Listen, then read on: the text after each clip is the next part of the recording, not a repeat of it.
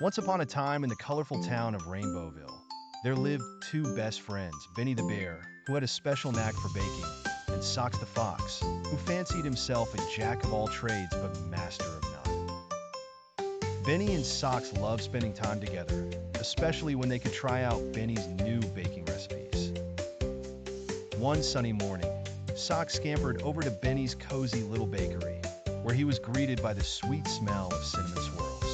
"Benny, my buddy, I just had the greatest idea," Socks announced excitedly, his tail swishing around like a feather duster. Benny chuckled, wiping flour from his paws. "What is it this time, Socks?" Socks' eyes gleamed with excitement. "How about entering the annual Rainbowville Bake Off? We can bake something amazing together and win that golden whisk." Benny loved the idea, but was a tad worried. Socks was notorious for his wild ideas that often ended in hilarious disasters. "All right, Socks, but we have to stick to a plan, okay?" The next day, the twosome began their baking adventure. Benny suggested baking a caramel crunch cake, a specialty from his grandmother's recipe book.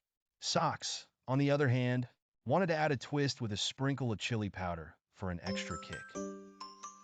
As they baked, Socks grabbed the wrong jar and accidentally tossed a heaping spoonful of pepper instead of cinnamon into the batter.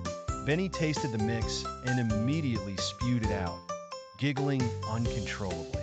"Oh, Socks, this cake is so spicy, it could make a snowman melt."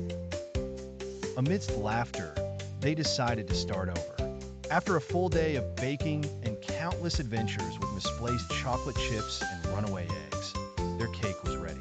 They placed the sweet, cinnamon-infused caramel crunch cake on the contest table, proudly giggling over their masterpiece.